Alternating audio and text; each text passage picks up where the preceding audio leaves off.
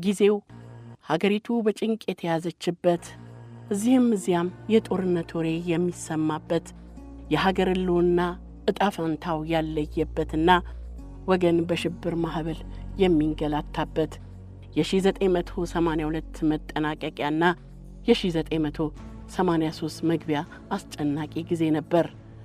የሀገራቸው ሁኔታ እጅግ ያሳሰባቸው በርካታ ኢትዮጵያውያን በያሉበት የዓለም ክፍል ሆነው በጭንቀት ተወጥረዋል። ቤተሰቦቻችን እንዴት ይሆን? ደግሞ ምን ይፈጠር ይሆን? ቀንና ሌሊት በሐሳብ ሲናውዙ ውሎ ማደሩን ተለማምደውታል። በዚህ የጭንቀትና የሐሳብ ሰሞን ነበር የሎስ አንጀለስ ሰማይ የጭንቀት ደመና ያጠላባቸውን ኢትዮጵያውያን ከገቡበት የቁዘማ አባዜ ላፍታም ቢሆን የሚገላግላቸውን ሲሳይ ያወረደላቸው። ይህ ሲሳይ ታዲያ ሀገራቸውን ከገባችበት የመከራ ገደል ውስጥ የሚያወጣ ተአምር አሊያም ሀገራቸውን ከተጋረጠባት አደጋ የሚገላግላት የቁርጥ ቀን ልጅ ይዞ አልነበረም። መላ ሰውነትን የሚማርክ የመድረክ እንቅስቃሴን የተላበሰችውን የኪነት ፈርጥ ብዙነሽ በቀለን ይዞ ነበር ከተፍ ያለው። በሎስ አንጀለስ ከተማ የሚኖሩ ኢትዮጵያውያን እጅግ በተከፉና ግራ በተጋቡ ጊዜ የደረሰችላቸውን ይህችን ምታተኛ የመድረክ እንዝርት ለማየት እጅግ ጓግተው አዳራሹን አጨናንቀውታል። ከህመሟ ገና በደንብ ያላገገመችውና በሙሉ ጤንነቷ ላይ ያልነበረችው ብዙዬ ባሳለፈችው ከባድ የህመም ስሜት ሳቢያ ያንተን ዘፍዛፍ የሰራ ከላቷን እንደ ልቧ ባታዘውም እንደ ፀሐይ የምታበራ ክብ ፊቷን ግን በጉራማይሌ ንቅሳቷ አድምቃት እንግዶቿን እጅ ለመንሳት ጥቁር ካባዋን ደርባ ወደ መድረኩ ብቅ አለች። ያ ተስረቅራቂ ድምጿ ከህመም ገና ካላገገመውና ካልጠናው ሰውነቷ መፍለቅ ጀመረ።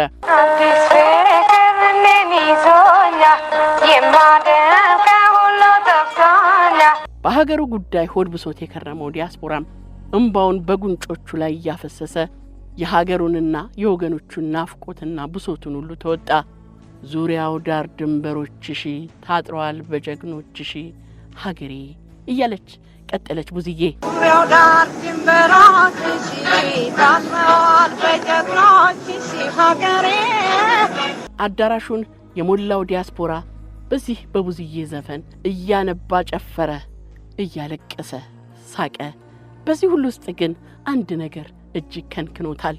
ይህቺ መድረክ የማይበቃት እምቦሳ ባልተለመደ ሁኔታ ፈገግታዋን አደብዝዞ እንቅስቃሴዋን ያዳከመው ጉዳይ ምንድነው ሲል ተጨንቋል። ነገር ግን ይህ መድረክ የመጨረሻዋ መሆኑን ያወቀው የኪነት አምላኳ ብቻ ነበር። ከጥቂት ሳምንት በኋላ የሆነውም ይኸው ነበር።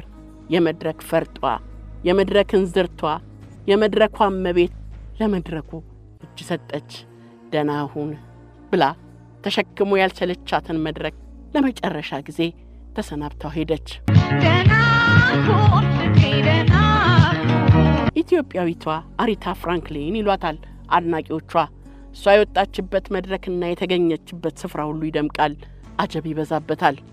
በፍልቅልቅ ገጽታዋና በሳቅ ጨዋታ ወዳድነቷም ተለይታ ትታወቃለች። ለሀገራችን የሙዚቃ እድገት ጉልህ አሻራቸውን አስቀምጠው ካለፉት ቀደምት ከያንያን መካከልም ትጠቀሳለች። የዋህ ለሰው ሁሉ ቀና የምትመኝ የፍቅር ሰው ነች ይሏታል በቅርብ የሚያውቋት። ብዙዎች አብዝተው ይወዷታል። አባት እናቷ ያወጡላት ብዙነሽ በቀለ የተሰኘውን የመታወቂያ ስሟን ብዙዬ በሚል የቁልምጫ ስም ቀይረውላታል። ብዙዬ ትውልዳና እድገቷ ሐረር ከተማ ውስጥ ሸዋበር ተብሎ በሚታወቀው አካባቢ ሲሆን ዘመኑ ደግሞ ጣሊያን አገራችንን የወረረበት 1928 ዓመተ ምህረት ነበር። የልጅነት ጣፋጭ ዕድሜዋን የሚያሳለፈችው እዚያው የትውልድ አካባቢዋ ነበር። በልጅነቷ ሳቂታና ተጫዋች እንደነበረችና ያመነችበትን ከማድረግና ከመናገር ወደ ኋላ የማትል ነጻ ሰው እንደነበረች በቅርብ የሚያውቋት ይናገራሉ። እዚያው ሐረር ከተማ ውስጥ የመጀመሪያ ደረጃን ትምህርቷን ትከታተል በነበረበት ወቅት ነበር ስሜቷ ለኪነ ጥበብ መሸነፉን የተረዳችው። ያመነችበትንና የምትፈልገውን ነገር ከማድረግ ወደ ኋላ የማትለው ብዙዬ የነፍስያዋን ጥሪ ለመከተልና ህልሟን እውን ለማድረግ አላመነታችም። እናም ወሰነች። ጓዟን ሸክፋ አዲስ አበባ ገባች።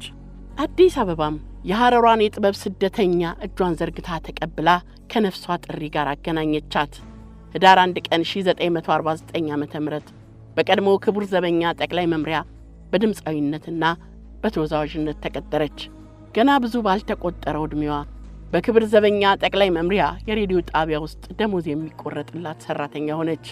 ተወልዳ ካደገችበት ሐረር ከተማ ተነስታ ስምና ዝና ወዳገኘችበት አዲስ አበባ በባቡር የዘለቀችው ታዳጊ የቆመችበትን መድረክ ሞገስ አሳጥታው በምታንቆረቆረው የፍቅር ዜማ ተመልካቹን ከሰማይ ሰማያት አንጠልጥላውና መላሰውነቱን በቆመችበት መድረክ ላይ ጥሎ በድኑን ያቆመ ተመልካችን ለማፍራትና በመድረኩ ላይ ለመንገስ ብዙ ጊዜ አልፈጀባትም።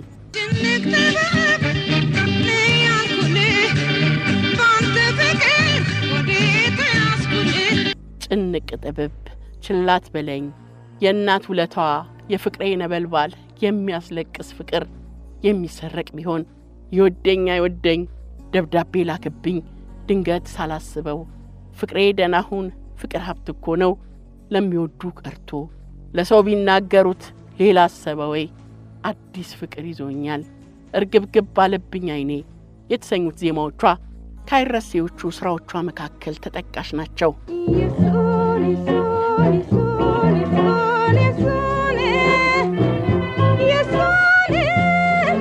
እነዚህ ዘመናዊ ሽሬ ስራዎቿ ዛሬም ድረስ በጣፋጭ ትዝታ ይደመጣሉ።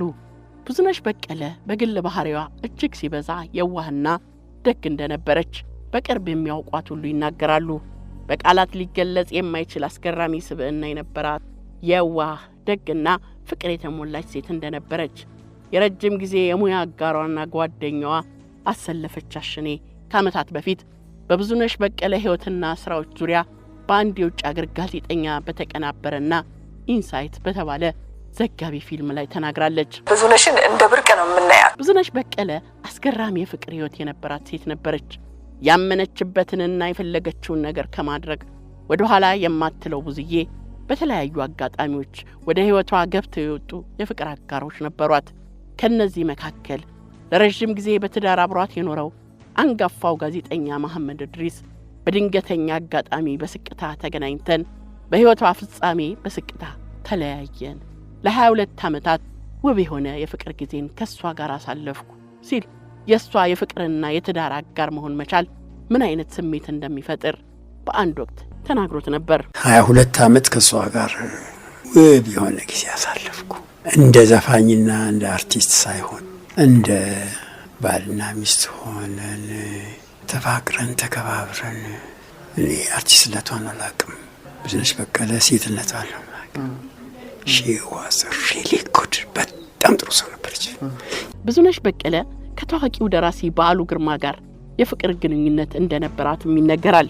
በዓሉ ግርማ ሕይወቱና ስራዎቹ በተሰኘ መጽሐፉ ይህን መረጃ ይፋ ያደረገው ደራሲ እንዳለጌታ ከበደ በአንድ ወቅት ከአዲስ አድማስ ጋዜጣ ጋር ባደረገው ቃለ ምልልስም ይህን ብሎ ነበር። በዓሉ ለአጭር ጊዜ ኢትዮጵያ ሬዲዮ ጣቢያ ይሰራ ነበር። ያን አሜሪካ ከመሄዱ በፊት ከሷ ጋር የሚያስገርም የሚያስደምምና ማራኪ የሆነ የፍቅር ግንኙነት እንደነበረው የሥራ ባልደረቦቹና የሁለቱን የፍቅር ሕይወት የሚያውቁ ሰዎች ነግረውኛል። በነገራችን ላይ ብዙነሽ በዘመኑ እጅግ ታዋቂ ብትሆንም በዓሉና ጓደኞቹ ባሉበት ቦታ ሁሉ ለሱ ስትል ብቻ ትዘፍን ነበር። የወቅቱ የአገሪቱ ፕሬዝዳንት ኮሎኔል መንግስቱ ኃይለማርያምም ሆኑ ሌሎች ባለስልጣኖች የብዙነሽን ዘፈን የሚያዳምጡት እሱን ለማስደሰት ብላ ስትዘፍን ነበር ሲል ተናግሯል።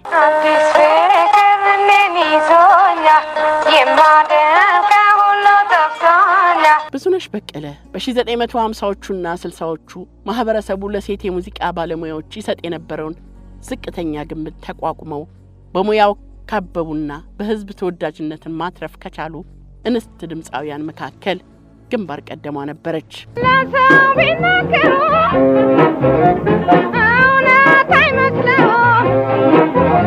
በሙዚቃዋ ስልትና ድምጸት ብዙነሽን በርካቶች ከአሜሪካዊቷ ዘርፈ ብዙ ድምጻዊትና ተዋናይት አሪታ ፍራንክሊን ጋር ቢያመሳስሏትም የሙዚቃም ሆነ የህይወት ታሪኳ ካንጋፋዎቹ ኤታ ጀምስና ዲያና ሮዝ ጋር ሊያስተካክላት እንደሚችል ሲናገሩ የሚደመጡ በርካቶች ናቸው። በተለየ መድረክ እንቅስቃሴዋና የአልባሳት ምርጫዋ በቢልቦርድ መጽሔት የክፍለ ዘመኑ ምርጥ አዝናኝ እንስት የሚል ክብር መጎናጸፍ ከቻለችው ዲያና ሮዝ ጋር የሚያመሳስላት መሆኑን የሚናገሩም አልጠፉም። ሳይጠገብ ባጭር በተቀጨው የብዙነሽ በቀለ የሙያና የህይወት ዘመን ውስጥ በርካቶችን የሚያነጋግረው ጥያቄ እንደዛ ምታተኛ የመድረክ ሰው ሆና ስም ባለው ቲያትር ላይ ሳትተውን መቅረቷ ነበር። አፈሩ ይቅለለውና ታላቁ ባለቅኔ ጸጋዬ ገብረመድኅን በአንድ ወቅት በብሔራዊ ቲያትር መድረክ ላይ ያየውን ነገር ማመን ተስኖት መድረኩን እኮ ሞልታ መርገጫ ያጣችሃል ቦታ ጠበባት ብሎ የተደነቀባትን ይህችን ከያኔ ለአንድ ታላቅ ተውኔት አጭቷት ነበር። ምን ያደርጋል አይቀሬው ሞት እሱን ቀድሞ አይኑ ላይ እንዳለች አስቀራት እንጂ። ብዙነሽ በቀለ በውጭ ባላት የመድረክ ህይወታ በብዙ ሰዎች ዘንድ የተወደደችና የተከበረች ብትሆንም በግሏ ግን በከባድ የጆሮ ህመም ትሰቃይ ነበር። የጆሮ ህመሙ መነሻ ምክንያት በአንድ ወቅት ወደ ሰሜን ግንባር አቅንታ የሙዚቃ ስራዋን እያቀረበች በነበረበት ወቅት የተከሰተ የቦምብ ፍንዳታ ነበር። ለዚህ የጆሮ ህመሟ በአሜሪካና በሩሲያ የቀዶ ጥገና ህክምና ቢደረግላትም ጨርሶ ሊድን ግን አልቻለም ነበር። አንድ ጆሮዋን በአሜሪካ አንዱን ደግሞ በሩሲያ የታከመችው ብዙነሽ የወቅቱን የፖለቲካ አይዲዮሎጂ አስታካ አንዱ ጆሮዬ ኮሚኒስት አንዱ ደግሞ ካፒታሊስት ነው ያለች በራሷ ተቀልድ እንደነበር ወዳጆቿ ያስታውሳሉ። ከጆሮ ህመሟ በተጨማሪ ብዙነሽ የነበረባት የአልኮልና የሲጋራ ሱስ ገና ብዙ መስራት በምትችልበት እድሜዋ ባጭር አስቀርቷታል። ይህቺ የሀገርና የህዝብ ባለውለታና ድንቅዬ ድምጻዊት ገና ብዙ በምትሰራበት እድሜዋ ሰኔ 19 ቀን 1982 ዓ.ም በ54 ዓመቷ ከዚህ ዓለም በሞት ተለይታለች።